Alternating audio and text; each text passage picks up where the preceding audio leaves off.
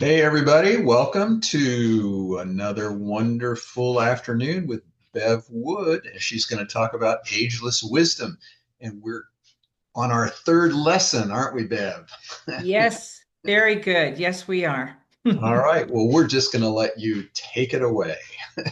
Okay, wonderful. I have some good information today, so I always do a script so I can keep myself in line here.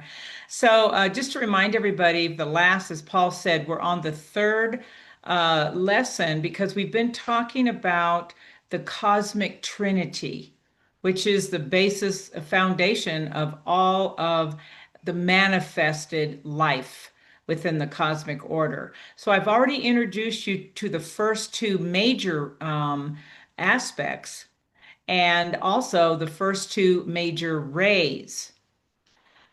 Just to tell you, there are seven rays in total, and they are the qualifying energies of the one life and every single life entity that moves within that cosmic order. So, in the next few presentations of the Ageless Wisdom, I will be presenting the other four rays. And just to tell you, they are the attributes of the third ray and the third aspect of which I'm going to be talking to you about today. So, here we are, just to remind you again, the first two aspects of the Trinity and the first two major rays. The first aspect is always the Father Spirit, and it holds the first ray of will and purpose. Will and purpose. The second aspect of the Trinity is always the Son aspect, the soul, and it holds the second ray of love, wisdom. Love, wisdom.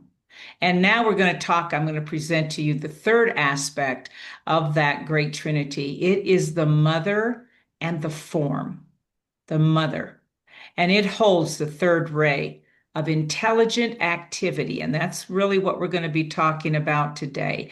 When I mentioned those other four rays that we will be talking about in the future, they are considered to be attributes of the third ray of intelligent activity. So we have the first three rays and aspects, that's the major trinity. And then the other ones act as supporting for that third ray. This is really concerns humanity, this third ray, because it has to do with manifestation. And that is what we're going to have to remember, our part in this. So we are, remember, a threefold entity, right? We are spirit, we are soul, and we are form. And that form we refer to as the personality, which is also threefold. We have a mental body, an emotional body, and a physical body. So keep that. Everything divine is three. Everything manifested is seven. That's kind of the way it goes. So let's talk about this creative process that happens in the great cosmic order of things. And here we go again. You're going to find this repeated in the three major aspects of the Trinity. So, what happens when we create or when anything is created? The process happens, I don't care if it's at a divine level or a human level. What happens is the idea, the divine thought that comes in.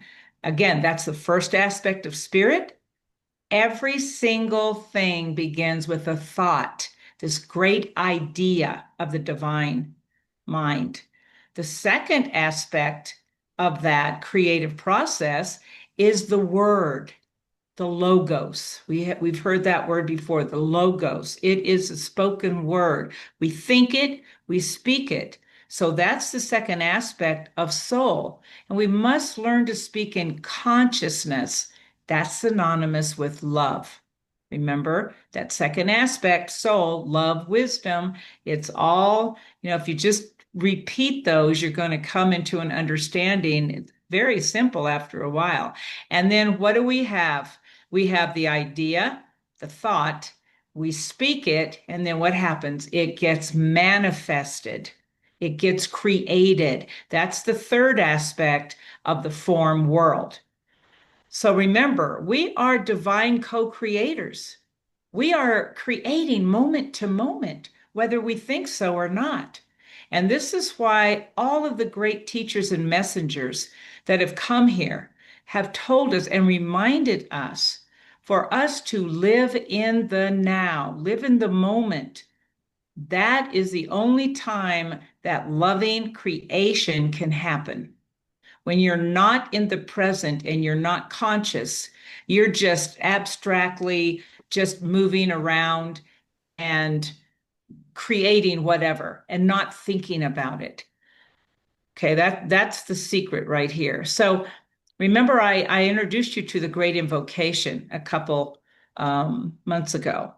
Again, we're going to find those three aspects that are again working through this great invocation. This is a great service that you can participate in, um, because there is a plan for this earth entity, this earth logos. And this great mantra, this invocation, offers humanity the opportunity to participate in this creative way and fulfill our purpose in this plan. We have a purpose here. We're not just haphazardly walking around on the, suffering and in pain. There's a great purpose for us, and it includes and is the foundation of love, consciousness, purpose. Okay. We are told this is a very ancient mantra, but we are told for the first time since it was given, the three major centers in our planetary Earth logos are coming into an alignment. So, what do we have? Those three great centers: Shambhala, his head center, the first aspect and the first ray, his purpose, his will. The hierarchy, the planetary hierarchy, his heart center, the second aspect, the second ray of love. And believe it or not, humanity, us, his throat center, the third aspect, the third ray of intelligent activity. So you see, this theme is repeated on and on and on. Remember the law, as above, so below. These three planetary centers are reflected in our cells. And we are to work to bring them into an alignment, our own head center, our own heart center, and our own throat center. This is a very important thing to remember. We're not, as I said, just walking around the planet. We have work to do here. And by the way, we're fully capable of doing it. So there are many great laws and principles that govern life: cosmic laws, universal laws, planetary laws, soul laws. But the one very important one that I'm going to speak about is called the law of cause and effect. That is what this third aspect embraces. So what it is the basic understanding or definition of that is that for every action or cause, there will be an influence in our experience or the effect of that. Our thoughts and words must be consciously observed. This is one of the first things when we begin to awaken that we are asked to do: become the observers of our thoughts and our speech. So here is a good guideline. When you have a thought, something that is within a crisis, or you feel a major decision to be made, ask yourself this: is this harmful to myself or others? Depending on that answer, really be present with that question and really be present with what the answer is, because this is about taking responsibility. This is something that's majorly missing in our collective consciousness in the fourth kingdom. Something we have not learned. We're still children in many ways. We haven't learned to grow up and take responsibility for our thoughts, what we say. And then, of course, so one of my teachers many years ago when we were talking about this in class, she would always say that watch your thoughts and words because they will become 8 by 10 glossied.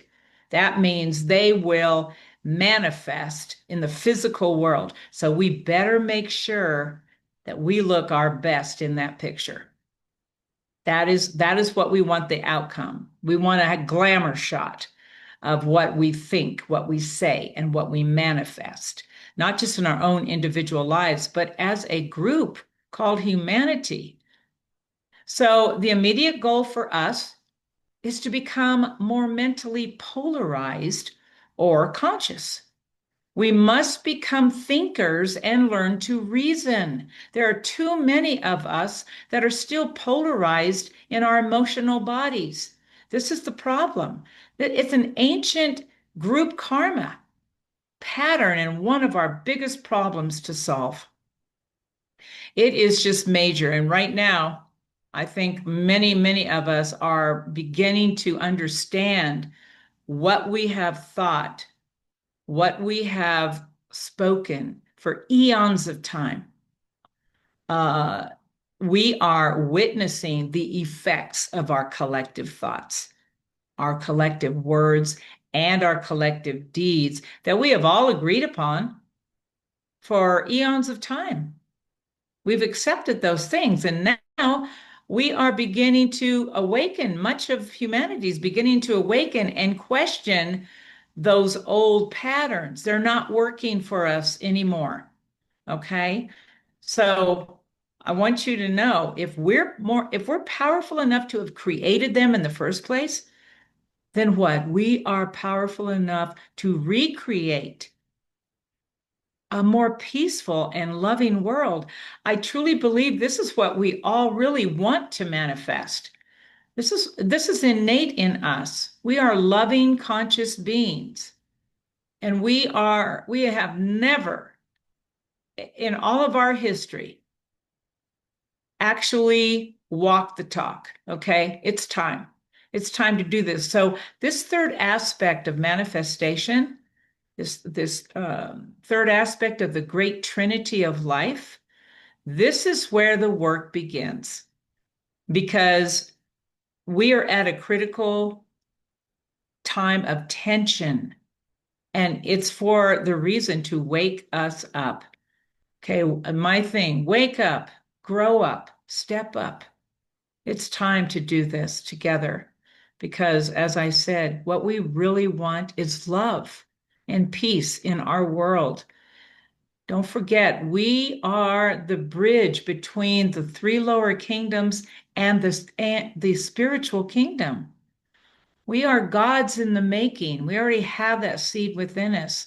So let's begin to really embrace this work. This is what we're here to do.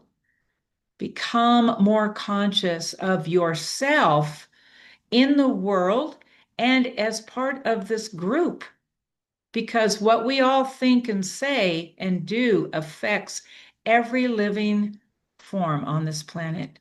We have a great responsibility. So there we are. Now you have the complete Trinity.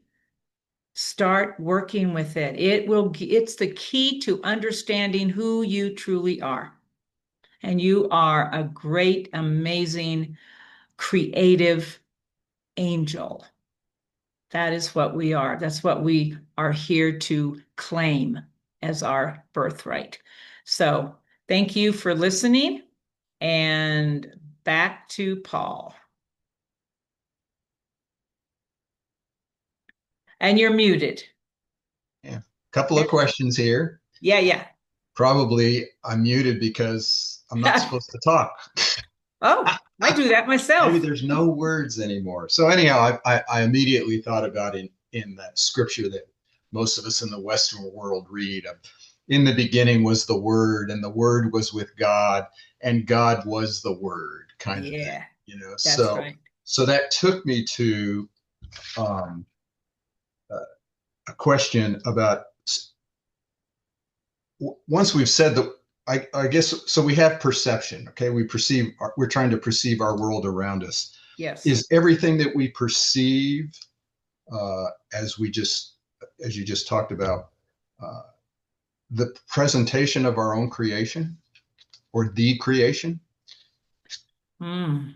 Presentation of our creation. Well, this is what we're responsible for. I think the key is here at this juncture of our evolutionary process that we no longer can vibrate to the individual because that is against all the laws and principles. There's nothing that's individual in the first place.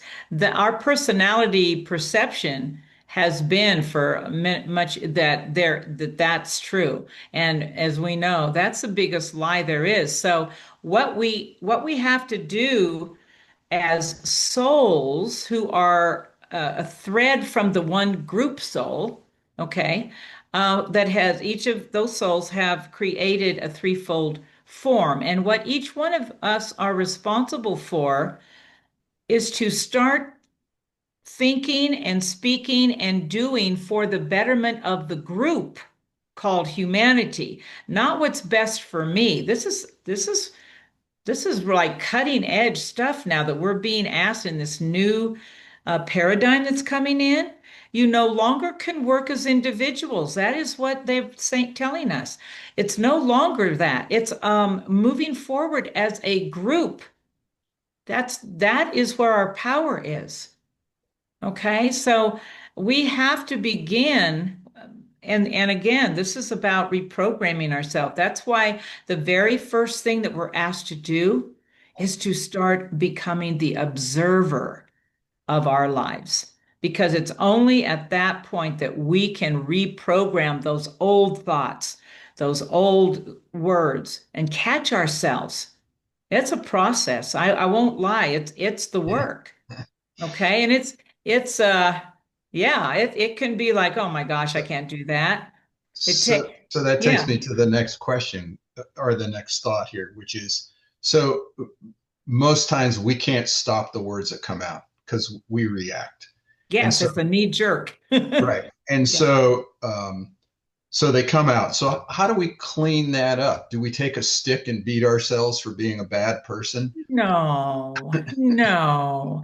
Like I said, so this is a tool, okay, that we each have actually been given. It's called reprogramming, re-identification and reorientation and re-identification.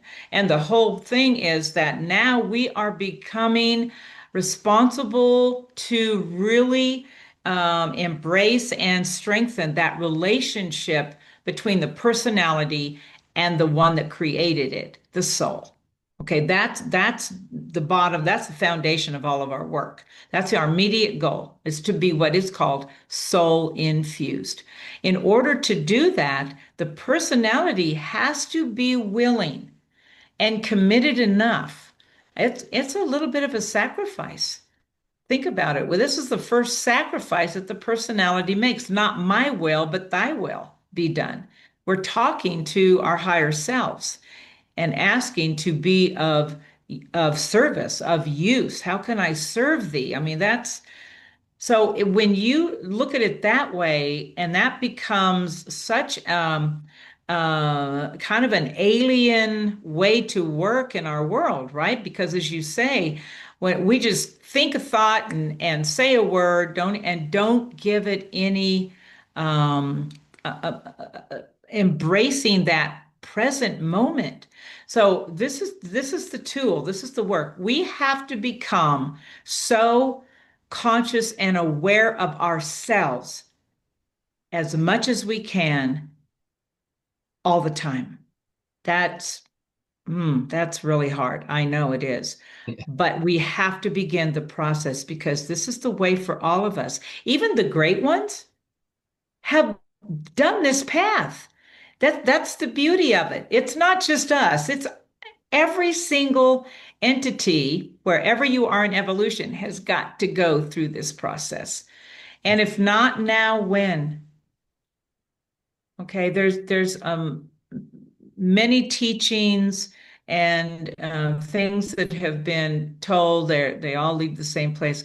But this is truly, we have to be willing. So this is that first aspect, the will to commit ourselves. Keep, it's like repetition. You and I talk about that a lot. The repetition of going, oh, how long have I been thinking like that?